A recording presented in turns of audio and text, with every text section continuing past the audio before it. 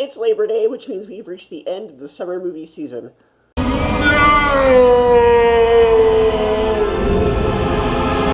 Which means now it's time to rank all 19 summer 2025 movies that I saw, from worst to best. In last place is War of the Worlds. How do you manage to screw up War of the Worlds? By making the whole thing a Zoom call, barely showing any of the action, have it star Ice Cube, and then make the plot about government conspiracies, and also make it an ad for Amazon Prime. Doing War of the Worlds S-found footage could theoretically work, but the execution here is awful, and barely has anything to do with War of the Worlds, and most of it is just an ad for Amazon Prime. It's an incredibly stupid movie, with even stupider execution, and I don't know why this was greenlit. It's not even so bad that you can make fun of it, it's just boring. Number 18, Smurfs. The first 10 minutes have one or two mildly amusing jokes, and casting John Goodman as Papa Smurf is a pretty great choice. But other than that, the film does not work. It's the cliche, what is my talent and who am I story that we've seen done much better than Encanto, My Little Pony, and Care Bears. Maybe the film could have worked if the majority of the jokes were not trying too hard to be trendy. In this movie filled with fantasy elements such as wizards and fantastical creatures, we also get references to Zoom and DoorDash. Thankfully, the infamous influencer Smurf from the trailer did not make the final cut of the film. The plot is more or less the 2011 Neil Patrick Harris Smurfs film again, where for some reason the Smurfs are sent to the human world, and this only matters for about 5 minutes, because for the majority of this film, we spend time with creatures who are reminiscent of the Tribbles from Star Trek. Keeping the Smurfs in their own world would have made more sense. The film also cannot decide if it wants to be a musical or not. The film has a total of 3 musical numbers, and the rest of the soundtrack is a glorified commercial for Rihanna's music, because Rihanna also provides the voice of Smurfette. Not since DreamWorks Home has a movie felt so self-indulgent for Rihanna. The 3 musical numbers that are in the film are forgettable, generic, mass-market pop trash, manufactured to be top 40 hits on the radio. Apart from a couple of mild swear words, the majority of the film isn't necessarily bad for kids, there aren't any bad messages or anything, but the film is not exactly the most enriching or best use of time. This past year we had films like Looney Tunes, Elio, and Zoopocalypse, all of which were much smarter. While kids may get some amusement out of it, the film provides nothing for adults. There are much better films to choose for your family movie night. Number 17, Karate Kid Legends. The newest entry in the series has some genuine strengths, but it's also a frustrating mixed bag. Let's start with the positives. Ben Wang and Sadie Stanley are both great in their roles, with Stanley especially shining as a compelling love interest. She previously played Kim Possible in the live-action Disney Channel movie, and hopefully this film gives her the breakout she deserves. The film is also the most mature of the series, exploring weighty themes like PTSD and survivor's guilt. It's also the only Karate Kid film to receive a PG-13 rating, and you can tell they're aiming for a deep emotional tone. The fight choreography is slick and well executed, and visually the film holds up. But where it falls apart is the narrative and pacing. The movie feels like a paint-by-numbers remake of the original. You can practically fill in the blanks as Karate Kid Mad Libs. Kid named blank, moves from blank to blank, meets love interest named blank, fights bully named blank, trains with Master Blank for a tournament, except this time it's not even a reboot, it's a sequel, and that's where it becomes more frustrating. The film adds absolutely nothing new to the mythology. It feels like it only exists because the show Cobra Kai is popular, not because the story needed to be told. The main character already has a backstory with Jackie Chan's Mr. Han before the film starts, so there's no emotional journey in their relationship like we had with Daniel and Miyagi. If you're going into the movie excited to see Ralph Macchio and Jackie Chan on screen together, lower your expectations. They don't even meet until the last 30 minutes, and most of their key scenes were spoiled in the trailer. The final tournament also feels very rushed, with very little build-up. At only around 90 minutes, the movie could have used another half hour or so to flesh out the story and give us more martial arts action. Overall, unless you're a diehard Karate Kid fan, this one's skippable, or at least wait until it's on streaming. Number 16, Lilo and Stitch. This is the M. Night Shyamalan's The Last Airbender of Disney live-action remakes, meaning it completely misses the heart and emotional weight of the original source material. And that's especially strange, considering the director previously did Marcel the Shell with Shoes On, and a film overflowing with charm and pathos. In contrast, Lilo and Stitch feels utterly soulless. While the CGI on the aliens, especially Jumba, is surprisingly good, many creative changes fall flat. Zach Galifianakis and Billy Magnussen do what they can as Jumba and Pleakley, but the choice to make them look like humans in holographic disguises robs the characters of their visual humor. Gantu is missing from the film entirely, and Jumba is repurposed as the main villain without a redemption arc. Worst of all, Stitch is no longer destructive, just mischievous, removing his need for growth and nullifying the story's emotional arc. Lilo Lino's character is heavily watered down, and while the young actress playing her does a fine job, she's written without any of the original's unique quirks. Nani is miscast, either overacting or underacting with little consistency, and David is completely useless to the plot.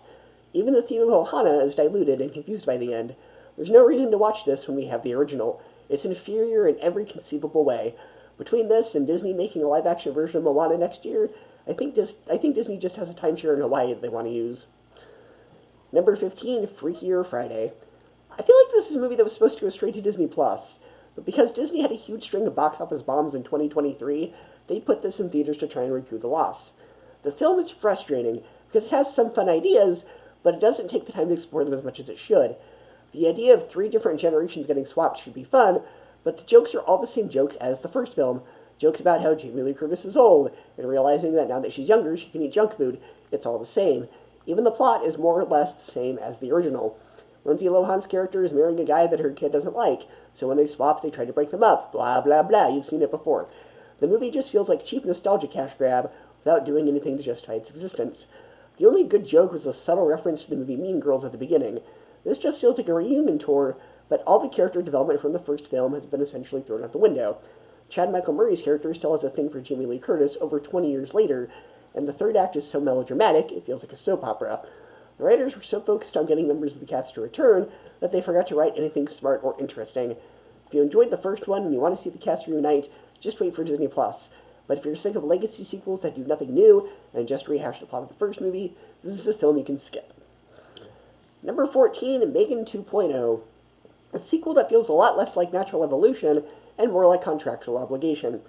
Where the first film surprised with its blend of campy humor, tech paranoia, and dark humor, this follow-up fails to recapture that same spark, or offer anything remotely fresh. The original Megan wasn't revolutionary, but had a clear voice. This one simply exists. From a thematic standpoint, the film has absolutely nothing new to say about the dangers of artificial intelligence, screen addiction, or the increasingly blurred line between tech and parenting. These are timely issues, but the film brings no added depth, insight, or twist to them. It's just recycling the same beats we've seen in 1,000 other AI gone rogue stories. Perhaps worse than its lack of originality is its failure to entertain. The first film, for all its flaws, had a sharp, self-aware sense of humor that gave it personality. Megan 2.0 seems to forget it's supposed to be fun. The tone is neither scary enough to work as a horror, nor clever enough to work as satire. The attempts at humor fall flat, and the movie is surprisingly humorless for a franchise that became a viral meme machine. Narratively, it doesn't expand on the ideas or characters from the first film in any meaningful way. Instead of growing the mythology or diving deeper into Megan's psyche, it veers off into a weird and unsatisfying direction that feels like it was written during a brainstorming session no one edited. It's not bold, it's just baffling. Honestly, this feels like the Joker 2 of Megan movies, a sequel that was never meant to happen, greenlit only because the first movie made more money than expected. This feels like a movie made bad on purpose, as if the creative team wanted to signal they were done with the story. At least when Gremlins 2 and Happy Death Day 2 went off the rails, they did so with tongue-in-cheek flair and a self-aware wink. Megan 2.0 lacks that self-awareness and energy. It's not wild enough to be fun, not smart enough to be interesting, and not scary enough to be thrilling. Number 13, How to Train Your Dragon. This is a movie that I'm very much of two minds on. On the one hand, from a technological and filmmaking perspective, I appreciate its ambition. It looks gorgeous, and the third act battle is epic. Though sometimes in shots where the human characters riding dragons, the CGI doesn't always blend well, and you can see the green screen. But from a story perspective, it does nothing to justify its existence. Say what you will about the Disney remakes, but at least with some of those, I can see justification for the story changes. This does nothing new. It's essentially line for line and shot for shot the original film. Hollywood writers went on a strike in 2023, and yet it seems their job here was just to press copy and paste from the original script into a new Word document and call it a day. Any little bits that are added are unimportant, and just feel like throwaway lines that were left on the cutting room floor of the original. Somehow, despite doing nothing new, the film was still a full half hour longer than the original. Much like the 2019 Lion King remake, it's longer because shots go on unnecessarily longer. The actors all give good performances and manage to make it feel like their own, instead of copying the original, but at the end of the day, it just feels like the movie exists for two reasons. One, to promote the new How to Train Your Dragon theme park here at Universal Orlando, and the director wanted a paid vacation to Iceland. This feels like a cover band doing a cover of your favorite song. It's fine, but it won't be the original. It's like when you make an amazing meal and then you refrigerate the leftovers, then reheat them the next day. It's still edible, but it's not as good as when it was fresh. Number 12, Happy Gilmore 2. Now, the original was not a movie that I grew up with. The first time I watched it was just a couple years back on Netflix, and apart from some of the crasser humor, I enjoyed it enough, but it's not a movie I've ever gone back and rewatched. So this isn't a movie I was particularly clamoring for. And the sequel is okay enough. Considering it's a long overdue comedy sequel, it's slightly better than I was expecting it to be, but that doesn't necessarily make it good.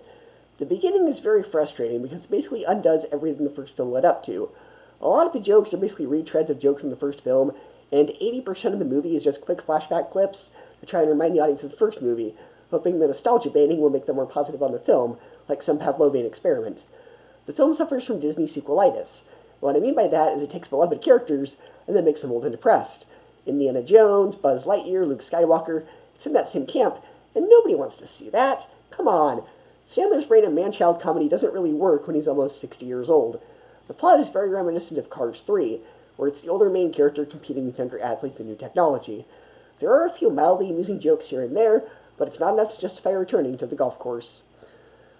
Number 11, Bad Guys 2. Now, I wasn't a huge fan of the first film. I didn't hate it, but I didn't love it. I was pretty indifferent on it.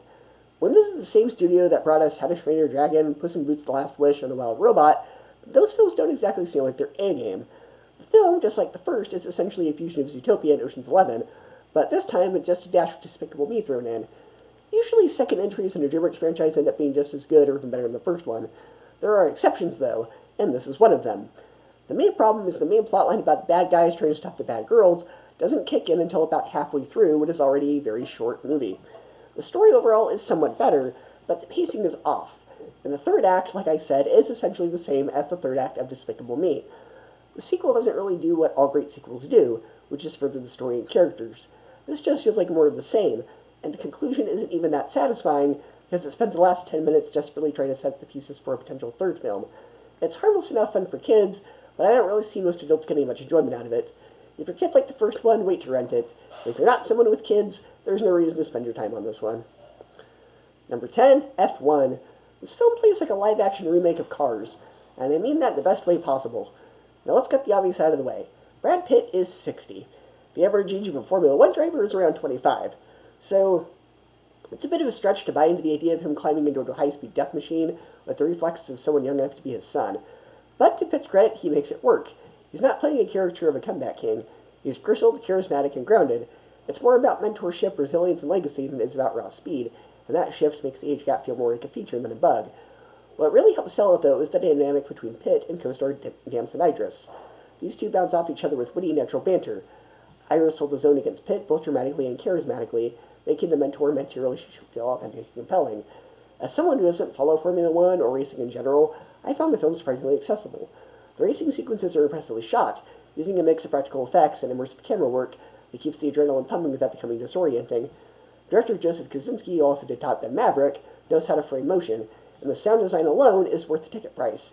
This is one of those films you want to see on the biggest, loudest screen possible. That said, I did feel the target audience skewed a bit older. As someone in my late 20s, I can sense the movie is speaking more directly to the midlife crowd. It will definitely play better for those in their 40s and 50s. Still, even if you're not the ideal demographic, there's a lot to enjoy here. The racing is thrilling, the characters are likable, and the overall execution is polished and earnest. It's not groundbreaking cinema, but it doesn't need to be. You'll be glad you saw Brad and make a pit stop.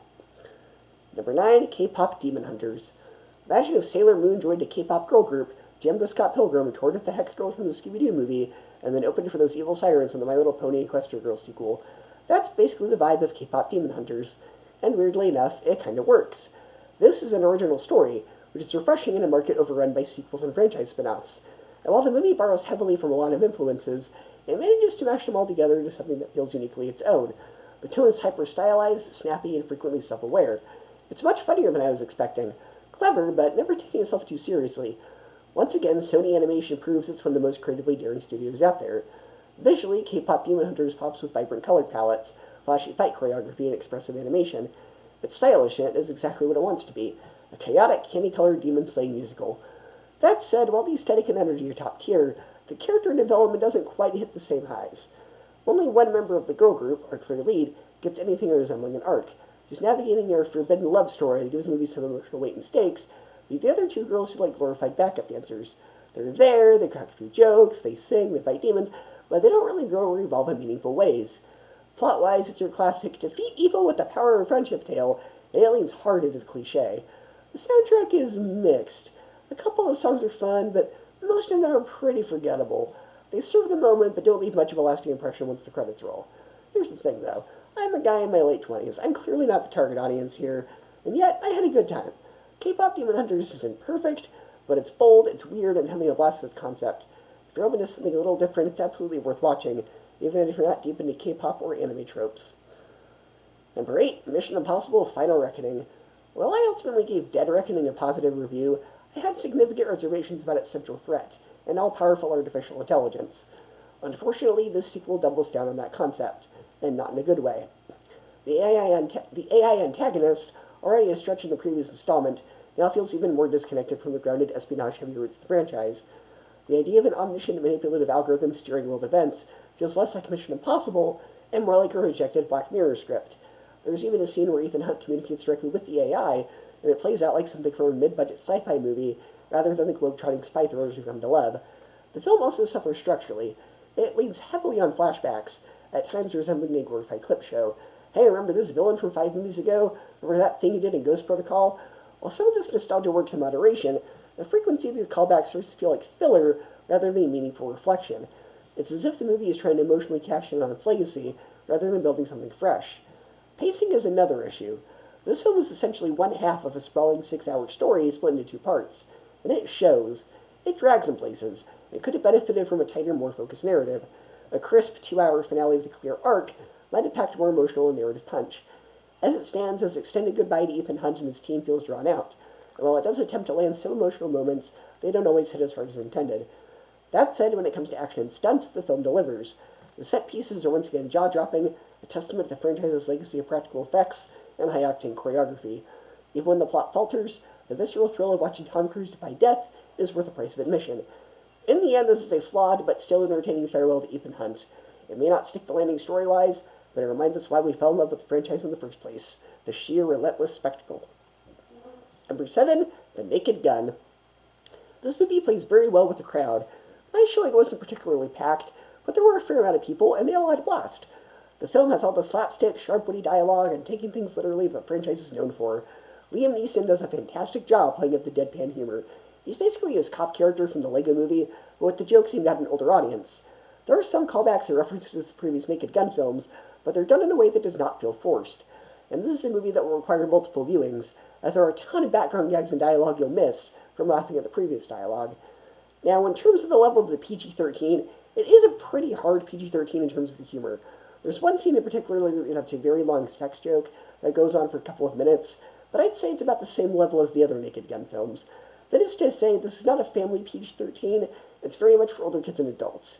It's sophomoric and lowbrow humor at points, and that's not going to be for everyone. But this is one of the smartest comedies to come out in a while. I highly recommend it if you're the appropriate age group. Number 6, Elio. This film had a long and somewhat bumpy road to release. When the trailer dropped 2 years ago, it generated curiosity, but also some concern due to its vague tone and unusual premise. Then came the delays, reworks, and reports of lukewarm test screenings, plus the impact of the 2023 writers and actor strikes. All signs pointing to a potential misfire. Thankfully, Elio is not the Frankenstein's monster many feared it would be. Instead, it's a sweet, vibrant, and emotionally resonant adventure that manages to hold on to that distinct Pixar magic, even if it isn't quite top tier. At its core, Elio is classic Pixar, a heartfelt coming-of-age story wrapped in a wildly imaginative sci-fi package. The premise is instantly engaging. An introverted boy accidentally becomes Earth's representative to a diverse council of aliens who believe he's some kind of intergalactic hero. While the story structure treads familiar ground, particularly evoking films like Galaxy Quest, with the whole mistaken identity leads to real heroism angle, it puts enough of a unique spin on the formula to stand on its own. Visually, the film is a treat. The alien designs are bursting with creativity. Each species feels distinct in both appearance and culture. Pixar smartly embraces the limitless possibilities of outer space setting, using it as a backdrop for spectacle and sincere character moments. The animation is stunning throughout, with some particularly striking sequences when Elio confronts his fears or interacts with the Galactic Council. Thematically, the film deals with identity, loneliness, and the desire to belong, all filtered through the lens of a young boy who feels out of place both at home and among the stars. Elio himself is a relatable protagonist, awkward, sensitive, and unexpectedly courageous. His emotional journey is one of the strongest aspects of the film, and his relationship with his aunt, an earnest and determined government worker voiced with warmth, is grounded and touching. That said, Elio isn't without its flaws. The third act leans heavily into familiar story beats like the liar revealed trope and the classic buddy separation before reunion moment. These plot points feel a bit by the numbers and slightly undercut the originality of the film's premise. And the villain, while entertaining, being a quirky mix of menace and humor, isn't given enough backstory or development to leave a lasting impact. He functions more as a narrative obstacle rather than a fully fleshed out antagonist. Despite these issues, Elio still shines where it counts. It's emotionally honest, consistently charming, and peppered with that signature Pixar wit. It may not reach the emotional heights of Inside Out or Up, or the narrative precision of Incredibles, but it stands comfortably alongside mid-tier Pixar entries like Monsters University or Finding Dory, films that may not revolutionize the genre, but offer a memorable and worthy experience. While not without some structural hiccups, Elio is a heartfelt and imaginative space odyssey, anchored by strong character work, dazzling visuals, and classic Pixar emotion. It's a reminder that even in the stars, we're all just trying to figure out who we are and where we belong. Number 5, Jurassic World Rebirth. This is what Jurassic World Dominion should have been. This is a true return to form. What Rebirth finally brings back is terror. Not just big dinosaur spectacle, but real suspenseful edge-of-your-seat tension. This is a scary movie. I legitimately jumped several times, and there were moments where I was literally leaning forward, eyes wide, holding my breath. It's the first Jurassic film since the original that truly captures that primal fear of being hunted by creatures beyond your control. Stylistically, the movie shifts in a bold new direction. While the last few entries are trying to be Planet of the Apes with dinosaurs, Rebirth clearly takes its cues from Jaws. And that makes sense, given that Gareth Edwards, who directed the 2014 Godzilla reboot, directed this one. That Godzilla movie was famously inspired by Jaws. You can absolutely feel that same influence here. Much of Rebirth is set on a boat surrounded by dino-infested waters, and the close quarters tension is thick.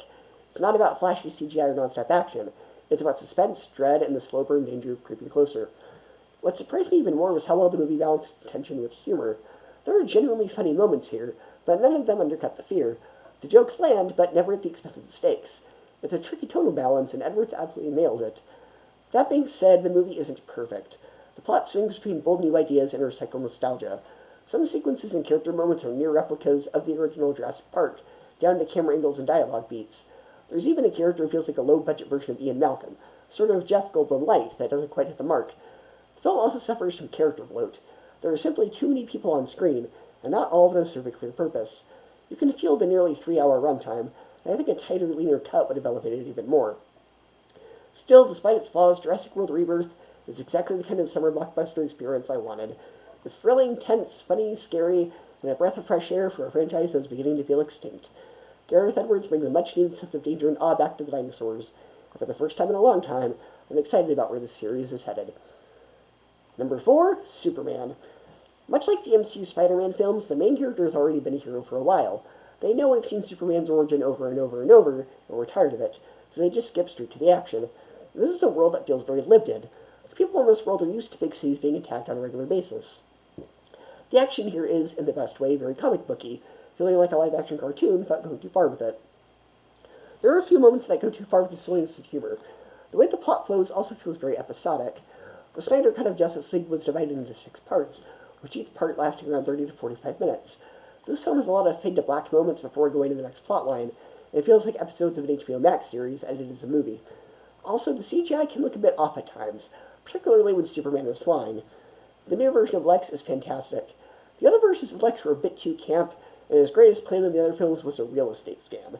This version feels like a legitimate threat, and though he can be over a bit at the top of times, he's still a very hateable villain. Supes and Lois have great chemistry together, and of course, the character that steals the show is Superman's dog Crypto. This film is great at being fresh for today's audience, while also paying tribute to what came before, though it can be a bit narratively all over the place, it's still a triumph. Number 3, Thunderbolts. This is one of the most human MCU films to date. While the franchise has long relied on quippy humor, sometimes to its detriment, Thunderbolts wisely dials it back. The humor that is present lands well and feels organic, never undercutting the emotional weight of the scenes. The cast absolutely sells it. Everyone has solid chemistry, and their performances add depth to characters that have often been sidelined or underserved in other MCU projects. The action is visceral and tightly choreographed, keeping things street level and gritty for much of the runtime. That grounded quality is part of what makes the first 2 acts so compelling. Unfortunately, that focus and restraint don't carry through to the 3rd act.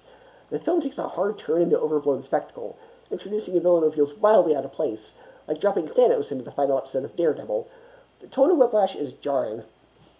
The first 2/3 of the movie are small-scale and personal, and suddenly its world-ending stakes with a dark Superman figure is neither fresh nor compelling. It's a trope that has been run into the ground by now, and here it feels lazy rather than meaningful. It's a shame, because the rest of the movie is so strong. This mismatch between setup and payoff echoes a pattern we've seen in some of Marvel's Disney Plus shows. Solid build-up followed by a finale that buckles under the weight of its too much plot too fast. And honestly, I think Thunderbolts might have worked better as a Disney Plus series, where its characters and conflicts could breathe more, and build naturally towards a climax that matches the grounded tone. Despite its third act misstep, Thunderbolts is still a standout in the modern MCU landscape. It's mature, emotional, and refreshingly light on jokes. If not for the disappointing villain, this could have ranked among the MCU's very best. Number 2, Fantastic Four First Steps. Not only does this film finally get the tone and characters right, but refreshingly it's an MCU project that does not require homework, and it's a reboot that doesn't retell the origin story again. It explains the origin, but it doesn't spend half the movie on it. It's more akin to the intro of the CW Arrowverse shows. My name is Oliver Queen. After 5 years on a deserted island, I have returned home with only one goal, save my city. My name is Barry Allen. I'm the fastest man alive. You get the idea. And this film is set on an alternate Earth, not the main MCU Earth, so it's not tied down to the other MCU projects, and is given more free reign. Director Matt Shakman directed the WandaVision series, and this movie feels very much like the early episodes of that show that were pastiches of the 50s and 60s.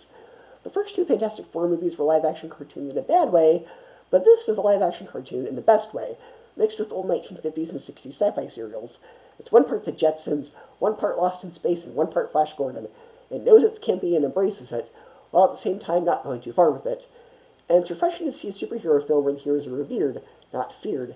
There's been a lot of nihilistic comic book properties where the heroes are feared and the government seeks control and regulate them, but much like the Adam West Batman show, the authorities are cool with the heroes. Michael Giacchino does the score here, and his score is very reminiscent of his work on The Incredibles, the J.J. Abrams Star Trek films, and Tomorrowland. Unlike the previous iterations of Fantastic Four, where the chemistry between the actors fell flat, these actors actually feel like a real family, and work well off each other with gentle loving ribbing, and being willing to do anything for each other. This is one of the most human, emotional MCU films as of late. My only real criticism is the pacing can drag in certain parts. Compared to the majority of the MCU, there's not as much action. There are certain scenes that feel a little over-explained and go on for a bit too long, so maybe the pacing could have been tightened a bit, but that's a nitpick. The film is still nothing short of fantastic. And in first place, the best movie of summer 2025 that I saw is Sketch. This caught me completely off guard in the best way possible. Now, when you hear that this is a film from Angel Studios, you might immediately think that it's an overly faith-based or religious film, and for good reason. That's largely been the reputation up until now, but Sketch is different. While it's certainly family-friendly, it's not heavy-handed with religious messaging. In fact, it doesn't even really lean into any specific religious themes at all. Instead, it's a wildly accessible, emotionally rich, and creatively daring film that just about anyone can enjoy. And what surprised me the most was the tone. This is technically a kids' movie, but it's got a real edge to it. The kind of edge you'd find in Goosebumps or even classic 80s kids' films. You know, the kind of movies that Steven Spielberg used to make. Ones that weren't afraid to push the emotional boundaries of the younger audiences. Sketch taps into that exact energy. It has moments that are genuinely intense, even a little creepy, but it always knows its limits. It walks the fine line of being scary enough to thrill without being traumatizing. Think of it like The Babadook if it were a kids' film, and blended with the quirky horror of a Doctor Who episode. Specifically the one with the girl whose drawings come to life. That's Sketch in a nutshell. Speaking of the drawings, the visual effects are incredibly well done. The way the hand-drawn creatures integrate with the live-action footage is seamless and imaginative. Some of the drawings feel like twisted, evil versions of Pokemon, equal parts fascinating and unsettling. It's a brilliant creative concept brought to life with care and flair. Performance-wise, the film delivers across the board. Tony Hale is excellent, bringing the kind of grounded emotional weight that really anchors the story. But the real revelation is the cast of child actors, who give some of the most believable and heartfelt performances I've seen this year. Like a true Spielbergian adventure, the film's emotional core is deeply tied to themes of grief, loss, and healing. These heavier elements are handled with sensitivity and nuance, never feeling out of place even amid the fantastical premise. But Sketch isn't all darkness and tension. It's also funny, warm, and heartfelt.